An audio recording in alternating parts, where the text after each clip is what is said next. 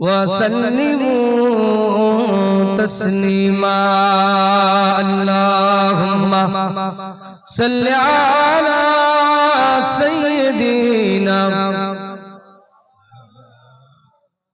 সকলে মহব্বতে পড়েন ওয়ালা আলি সাইয়্যিদিনা। আমি লিখব চিঠি দেব তোমায়, আখি পৌঁছে দিও রোজায়। আমি লিখব চিঠি দেব তোমায়, পাখি পৌঁছে দিও রোজায়। আমি থাকব বসে আশায়, চিঠির উত্তর আসবে আমার গায়। আমি থাকব বসে আশায়, চিঠির উত্তর আসবে আমার গায়। আমি লিখব চিঠি দেব তোমায়, আখি পৌঁছে দিও রোজায়। আল্লাহুম্মা সাল্লি আলা সাইয়্যিদিনা, জোরে জোরে পড়ো মহব্বতে, ওয়া আলা আলি সাইয়্যিদিনা। কবে আসবে মদিনার পয়গাম, গায়ে বাঁধব হাজিদের গেরাম। কবে আসবে মদিনার পয়গাম, গায়ে বাঁধব হাজিদের গেরাম। আমি ঘুরব মদিনার চারিপাশ, দু চোখে দেখব সবজে গুম্বা। যদি বলি সুবহানাল্লাহ, আরো জোরে বলো। আমি ঘুরব মদিনার চারিপাশ, দু চোখে দেখব সবজে গুম্বা। আমি লিখব চিঠি দেব তোমায়, আখি পৌঁছে দিও রোজায়। আল্লাহুম্মা সাল্লি আলা সাইয়্যিদিনা ওয়া আলা আলি সাইয়্যিদিনা।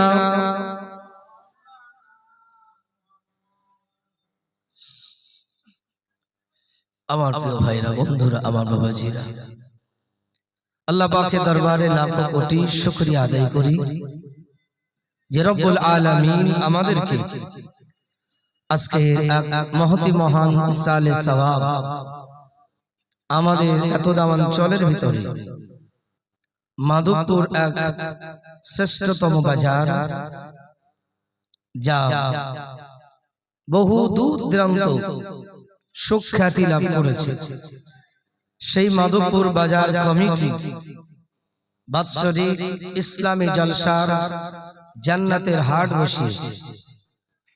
সেই জান্নাতের হাটে, সেই জান্নাতের বাজারে আমরা বসতে পেরেছি।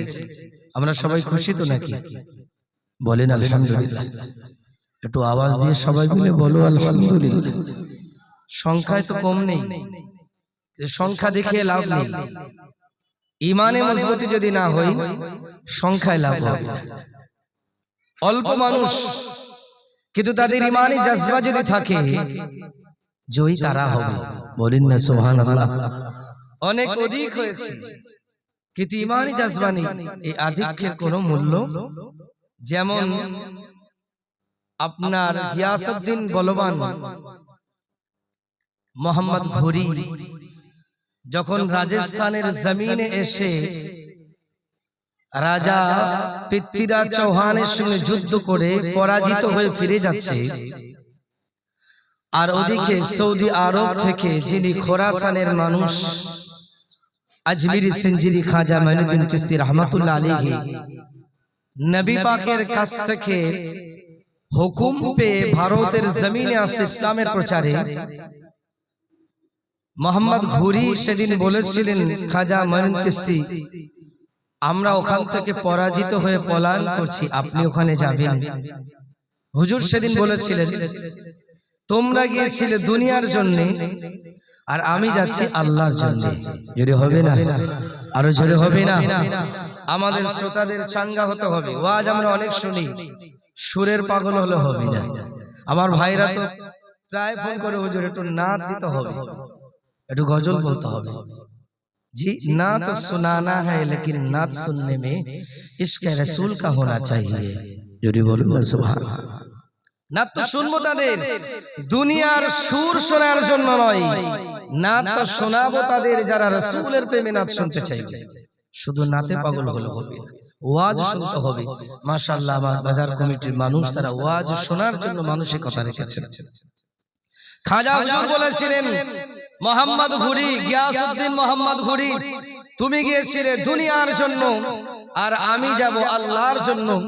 হযরতে খাজা মাইনুদ্দিন চিশতি রহমাতুল্লাহ আলাইহি ফকির মানুষ এসে এমন ভাবে আল্লাহ পাকের দ্বীন শরীয়তের প্রচার করলেন, যারা তাকে যুদ্ধ করলেন পরাজিত হয়ে তাকেই জয়ী বলে ঘোষণা করে দিলেন। আর একটু জোরে হবে। ওই জন্য আমরা সেই মালিকের প্রতি শুকরিয়া মন থেকে কালিমাতুল্লাহি হিয়াল উলিয়া, আল্লাহ পাকের ধ্বনিটা উচ্চ আওয়াজ হবে। জোরে বলেন সুবহানাল্লাহ। আরো জোরে হবে না? পরে পড়ে জানেই সরকারে দো আলম নূরে মুজাসসাম হাবিবে দো জাহান আব্দুল্লাহর লাল মা আমিন আর দুলাল জগৎ বরণ্য বিশ্ব নেতা মুহাম্মদ মুস্তাফা সাল্লাল্লাহু আলাইহি ওয়াসাল্লামের উপরে অসংখ্য দরুদ আর সালাম প্রেরণ করি। সবাই বলি সাল্লাল্লাহু আলাইহি ওয়াসাল্লাম।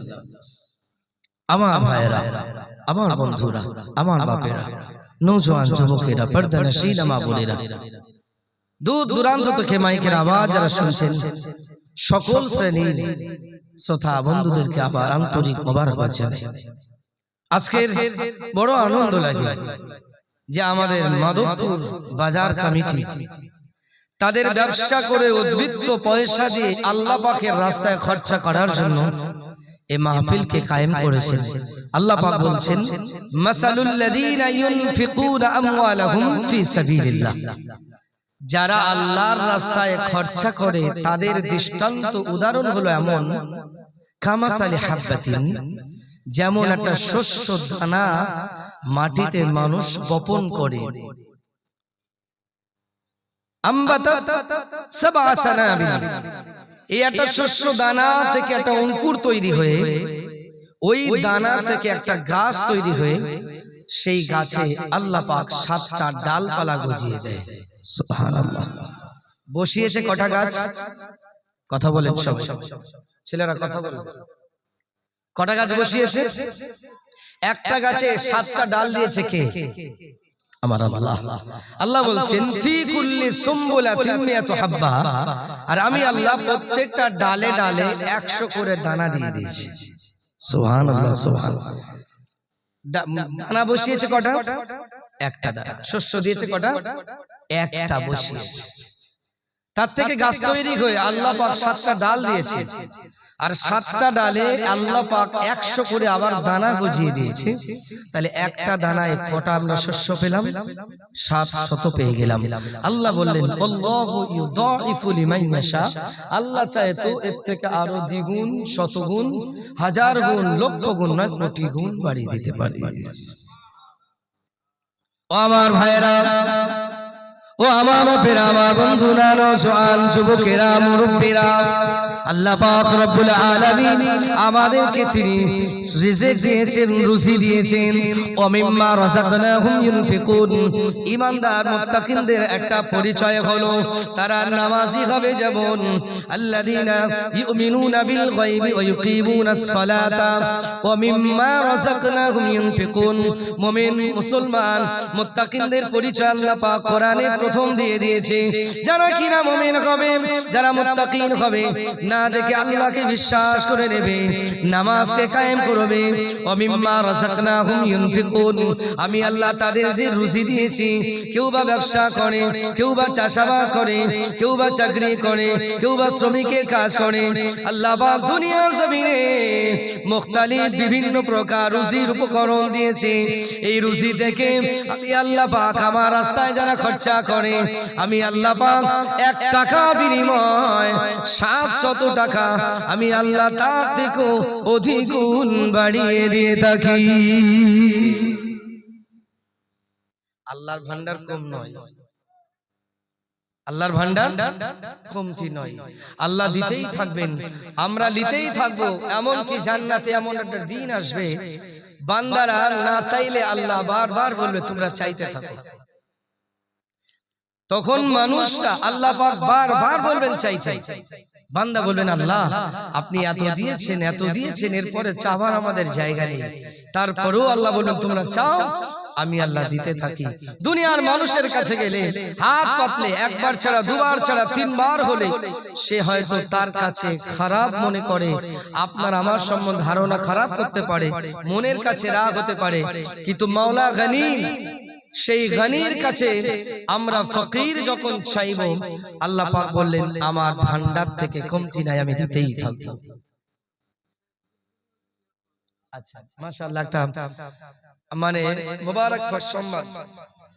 যারা হাজী সাহেব আসেন, আল্লাহ পাকের মেহমান কাবার মেহমান, হাজী এবং মুতামির যারা ওমরা করেছেন, তাদের জন্য আমাদের বাজার কমিটি সম্মান সূচক চেয়ারের ব্যবস্থা করেছেন।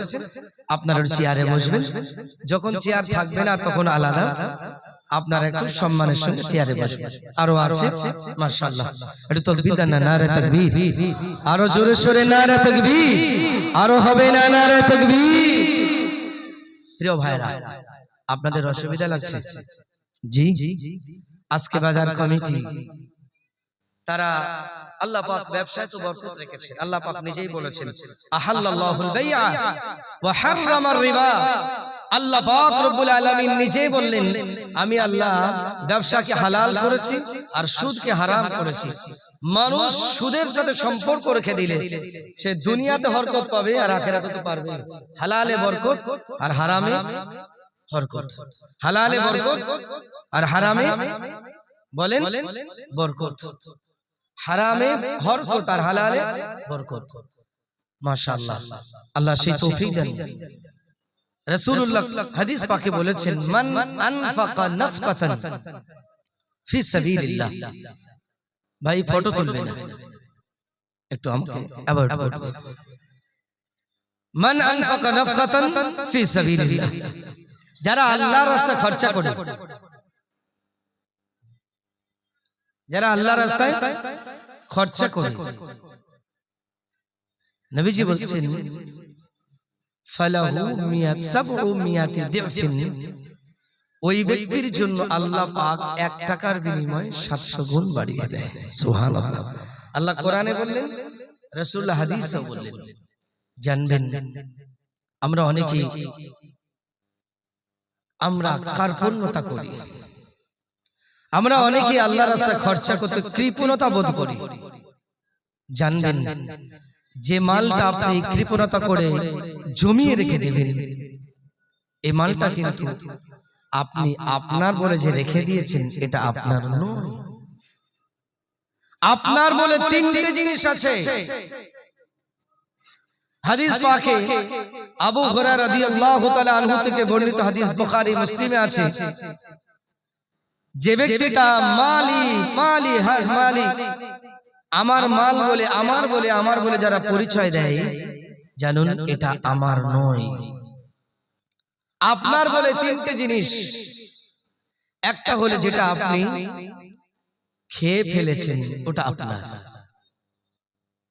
2 নম্বর যেটা আপনি ইকতাসা পড়ে ফেলেছেন সেটা আপনার, আর 3 নম্বর যেটা আপনি আল্লাহর রাস্তায় দান করেছেন এটা হলো আপনার। এই 3টে ব্যতীত কোনো জিনিস আমার বলে পৃথিবীতে আছে সব কার? বলেন আল্লাহ, জলি বলেন কার এটা? আমার প্রিয় ভাইরা, আজকে যে আমরা আলোচনার বিষয় রেখেছি, আল্লাহ রাস্তায় খরচা করলে আল্লাহ কমায় না, আল্লাহ বাড়িয়ে দেয়। বিভিন্ন আলোচনা আছে, তার ভিতরে আরেকটা কথা হাদিসে এসেছে,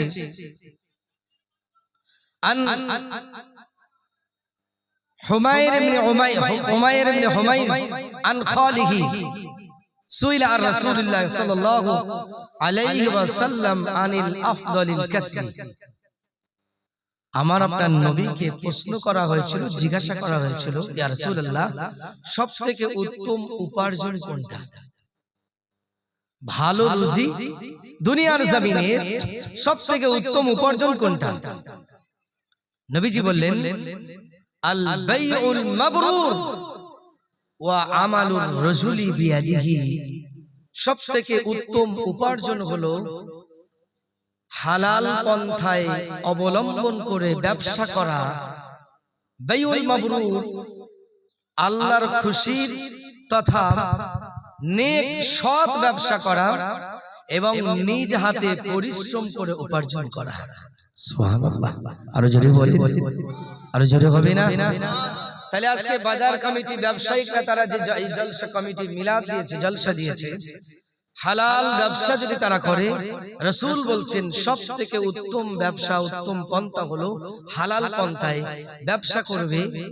এই ব্যবসার ভিতরে যেন কোনো হারাম সুদ না থাকে, এবং ব্যবসা বাণিজ্যে তারা যে ওজন করবে, এই ওজনে যেন কোনো ঘাটতি বাড়তি না হয়। এবং ওজন সম্বন্ধে কোরআনে কারীমের আল্লাহ পাক একটা সূরা অবতীর্ণ করেছেন। মদিনা শরীফে তদানীন্তন সময় নবীজির জামানায় একদল কিছু মুশরিক কাফের এবং কিছু মুনাফিক যারা মুসলমান সেজে থাকতো, তারা ব্যবসার ভিতরে ঘাটতি করত, নেবার সময় বেশি দিত আর দেবার সময় কি করতেন? কম করে দিতেন। আল্লাহ পাক কোরআনে বলছেন, বিসমিল্লাহির রহমানির রহিম, ওয়াইলুল লিল মুতাফফিফিন আল্লাযীনা ইযা ক্তালু আলান নাসি ইস্তাওফুন ওয়া ইযা কালুহুম আও ওয়াজানুহুম ইখসিরুন। আল্লাহ পাক বলেন, ধ্বংস হোক সেই ব্যক্তি যারা ওজনে কম দেয়। আমার ব্যবসায়িক ভাইয়েরা খবরদার। তবে মাশাআল্লাহ আমাদের দেখা মতে আমার মাধবপুর বাজার কমিটি তারা কম দেওয়া তো দূরের কথা, ম্যাক্সিমাম পাল্লা বেশি করেই দেয়। আর মাশাআল্লাহ আলেম ওলামা দেখলে তো অনেক সম্মান করে, অনেকে পয়সাই নেয় না, আসতেও লজ্জা লাগে মাঝে মাঝে। জি, আল্লাহ বরকত দিক, সবাই বলি আমিন। এটা ভালোই জিনিস। আল্লাযীনা ইযা ক্তালু আলান নাসি ইস্তাওফুন, আল্লাহ বলছেন যারা যখন তারা মানুষের কাছ থেকে নেয় তারা বেশি করে নেয়। ওয়া ইযা কালুহুম আও ওয়াজানুহুম ইখসিরুন, আর যখন তারা ওজন করে, যখন তারা মাপে, তারা কম করে দেয়। আলা ইয়াযুন্নু আন্নাহুম মাবউসুন, তারা কি জানে না যে একদিন আল্লাহর দরবারে আমাদের দাঁড়াতে হবে, পুনরুত্থিত হতে হবে। আলা ইয়াযুন্নু উলাইকা আন্নাহুম মাবউসুন লিয়াউমিন আযীম ইয়াউমা ইয়াকুমুন নাসু লিরাব্বিল আলামিন। তারা যেন সেই দিনের ভয় করে যেদিন তাদের রব तमाम জগতের প্রতিপালকের সামনে দাঁড়াতে হবে। ও আমার ভাইরা, ও আমার বাপেরা, ও আমার নওজোয়ান যুবকেরা, মুরব্বীরা, ও আমার মাধবপুর বাজার কমিটি মানুষেরা, আজকে মাইকের আওয়াজ যত দূর পৌঁছাচ্ছে, আমার সম্মানিত ভাই বাপেরা, মা বোনেরা, শুনে রাখুন, খেয়াল রাখুন, আল্লাহ পাক রব্বুল আলামিন তিনি সামিউম বাসীর, তিনি দেখেন এবং শোনেন প্রত্যেকটা কাজ আমরা যেটা করব। যদি লিল্লাহিয়াতে হয়, কেউ আমাকে দেখে না, কেউ আমাকে শোনে না, কিন্তু আমার আল্লাহ পাক তিনি দেখতে পাচ্ছেন, আমার কথা শুনতে পাচ্ছেন। আপনার হালাল ব্যবসাটা যদি হয়ে থাকে, রোজগারটা যদি আপনার হালাল হয়ে থাকে, নিশ্চয়ই জেনে রেখে দিন, আপনি যে পরিশ্রম করেছেন, আপনি যে উপার্জন করেছেন, এই পরিশ্রম করা উপার্জনটা আমার আল্লাহ পাক বরকত দিয়ে দেবে। এমন বরকত আপনাকে দেবে আপনি নিজেই জানতে পারবেন না, আপনি নিজেই বুঝতে পারবেন না। আল্লাহ পাকের একজন মাহবুব বান্দা ছিলেন, আল্লাহ পাকের একজন প্রিয় বান্দা ছিলেন, যিনি কিনা আল্লাহ পাকের একজন দাতা বন্ধু, আল্লাহ পাকের পাকের সখী বান্দা আজকে যেমন মানুষ বাজার কমিটিরা তাদের অর্থগুলোকে আল্লাহর জন্য এই জলসা জুলুস দিয়ে এলাকা মানুষকে দাওয়াত করে মেহমানদারি করে আওলাদে মুজাদ্দিদের জামান দেন আলেম ওলামাদের দাওয়াত করে খরচা করছে। এই খরচা করার নিয়তটা যদি আল্লাহ পাকের খুশির জন্য হয়ে থাকে, মানুষের লোক দেখানোর জন্য না হয়ে থাকে, আল্লাহ পাক এই খরচা করাটা যতটা দিয়েছে আল্লাহ পাক 27 গুণ নয় তার থেকে আরো বেশি বেশি গুণ আমার আল্লাহ পাক বাড়িয়ে দিয়ে দেবে। আল্লাহ পাকের এক বান্দা তিনি চাষাবাদ করতেন, ব্যবসা তিনি যে চাষ করতেন, এই চাষের মালামাল গুলোকে যখন ফসলটা উঠতো এই ফসলগুলোতে 3টে ভাগ করে একটা ভাগ আগে আল্লাহ রাস্তা দান করে দিতেন। যদি বলেন সুবহানাল্লাহ। যেমন আপনাদেরকে হরপার একদিন শুনিয়েছিলাম আল্লাহ পাকের একজন বান্দা ছিলেন যিনি পিতামাতার ভক্ত, যিনি পিতামাতার খুবই মানে সম্মানের যত্নের দিকে খবর রাখতেন। তিনি আল্লাহ পাকের এত ভালো বান্দা ছিলেন যে তার মানে শস্য তিনি যে বুনতেন, যে ফলটা তিনি ফলাতেন, প্রথম ফলটা তুলে আগে আল্লাহ রাস্তায় খরচা করতেন। এক ভাগ নিজের জন্য আর এক ভাগ তিনি কি নাম মা বাপের সেবার জন্য রেখে দিতেন। আগে মা বাপের সেবার যত্ন করতেন। যদি বলেন সুবহানাল্লাহ। আল্লাহ পাক সেই বান্দাটাকে এত পরিমাণ তাকে সম্মান দিয়েছেন যার বিনিময়ে এক পাল্লায় সোনা আর এক পাল্লায় গরু ওজনে আল্লাহ পাক তাকে গরু নিয়ামত দিয়ে দিয়েছিলেন।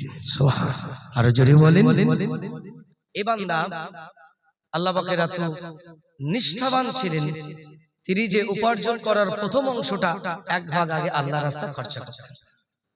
সে শস্য ফসল হতো, সেই ফসলটা তিনি আগে 3টে ভাগ করে এক ভাগ আল্লাহ রাস্তা দিতেন, একবার নিজের পরিবারের খাবার জন্য রাখতেন, আর একবার আগামীতে চাষ করার জন্য রেখে দিতেন। আল্লাহ পাকের কুদরত দেখেন, 1 তারিখে এক মাঠের ময়দানে একটা মেঘ ছায়া নিয়েছে।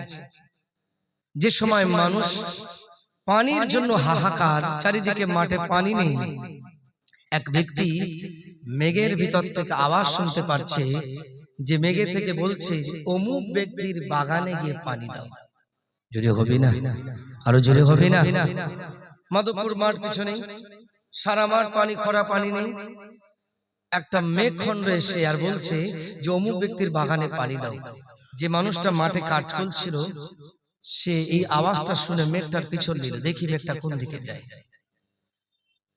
এই মেঘটা চলতে চলতে একটা ফাঁকা, উর্দুতে বলা হয় সঙ্গিস্তান, ফাঁকা ময়দান, সেখানে গিয়ে একটা বৃষ্টি বর্ষণ করছে। আর একটা মানুষ সেখানে দাঁড়িয়ে আছে, চারিদিকে নালা দিয়ে পানি জমে সেই খেতে যাচ্ছে, তিনি বেলচা দিয়ে কি কোদাল দিয়ে পানিটা কাটিয়ে দিচ্ছে। খুব মনোযোগ দিয়ে শুনবেন। আজকে আমার বাজার কমিটি তারা যে আল্লাহ রাস্তায় খরচা করেছে, এ খরচা বিফলে যাবে না, আল্লাহ দেবে। বলেন না সুবহানাল্লাহ। তবে হতে হবে মালটা হালাল এবং হতে হবে মানুষের দেখানোর জন্য নয়, কার জন্য? আল্লাহর জন্য। আমরা কার জন্য করব? যদি বলেন যা কিছু করছি কার জন্য? আল্লাহর জন্য। ও আমার সোনার ভাইরা, আল্লাহ পাক রব্বুল আলামিন সেই বান্দা ওই মেঘমালার পিছন পিছন ছুটতে লাগলেন। কোন জায়গায় মেঘটা গিয়ে দাঁড়ায়, দেখলো ফাঁকা ময়দানে গিয়ে ওই জায়গায় মেঘটা দাঁড়িয়ে গেছে। চারিদিকে কোনো জায়গা পানি নেই, একটা মাঠে সেই জমিনে পানিটা বর্ষণ হচ্ছে, মুষলধারে পানি। ওই পানিটা একটা ব্যক্তি বেলচা দিয়ে কাটিয়ে কাটিয়ে তারা খেতে সব সেগুলোকে দিচ্ছে। ওই সমান এখন দাঁড়িয়ে দাঁড়িয়ে থাকার পরে সেই আল্লাহ পাকের বান্দা যিনি জঙ্গলে ছিলেন, ওই ব্যক্তি বলতে লাগলেন, হে আল্লাহর বান্দা, যিনি কিনা মাঠে তার জমিতে পানি সিঞ্চন করছিলেন, কাটিয়ে কাটিয়ে দিচ্ছিলেন, বলুন আপনার নামটা কি একটু বলুন, আপনার নামটা কি একটু বলুন। ওই সময় ব্যক্তি বলেছিলেন, বলো কি ব্যাপার, আপনি আমার নাম কি জিজ্ঞাসা করছেন হঠাৎ করে? তিনি বলতে লাগলেন, একটু বলুন আপনার নামটা কি, আপনার নামটা একটু বলুন। সেই আল্লাহর কসম যে আল্লাহ পাক আপনার খেতে জমিতে পানি দিয়ে দিয়েছে, আপনার নাম নিয়ে বলেছে। একটা মেঘ মালায় একটা মেঘ দেখতে পেলাম, ওই মেঘের ভিতর দিয়ে আওয়াজ আসছে, যাও যাও যাও অমুকের বাগানে গিয়ে তুমি পানি দাও, একটু আপনার নামটা বলুন। ওই সময় যে নামটা বললো, নামটা শোনার সাথে সাথে বললেন, আল্লাহর বান্দা আপনি যে নামটা বলেছেন এই নামটাই মেঘমালা থেকে শুনতে পেয়েছি। একটু জোরে হবে না সুবহানাল্লাহ? আমি সুবহানাল্লাহ বলাবো তাই বলবেন। ভাই ভিডিও করছেন কেউ? ফটো ভিডিও করবেন না। সুবহানাল্লাহ কার খুশিতে বলি? আল্লাহর খুশিতে যদি একবার সুবহানাল্লাহ বলি, আল্লাহ পাকের হাবিব বলছেন গুরিফাত লাহু নাখলাতুন ফিল জান্নাহ, ওই ব্যক্তির জন্য আল্লাহ পাক জান্নাতে একটা খেজুর গাছ লাগিয়ে দেয়। আর একটু জোরে হবে না? দ্বিতীয়বার বললে আল্লাহ পাক আবার দ্বিতীয় গাছ লাগাবে, আবার বললে আবার গাছ লাগাবে। আরো জোরে হবে না? তাহলে সুবহানাল্লাহ বললে লাভ মানে লাভ আছে না লস? মনে হয় লস। সুবহানাল্লাহ বললে কি আপনাদের লস হয়ে যাবে? তাহলে জোরে হবে না কেন? আল্লাহ পাকের তাকবীরের আওয়াজ, আল্লাহ পাকের প্রশংসার আওয়াজ আমার খুশির জন্য বলবেন না, কার খুশির জন্য? জোরে বলেন। তা আল্লাহর খুশির জন্য যেটা হবে সেটা আসতে হবে না জোরে হবে? জি, মহব্বতে হবে না মুখে হবে? একটু মহব্বতে বলেন না সুবহান। কবে জানি হব আমি মদিনার মুসাফির, কবে জানি হব আমি মদিনা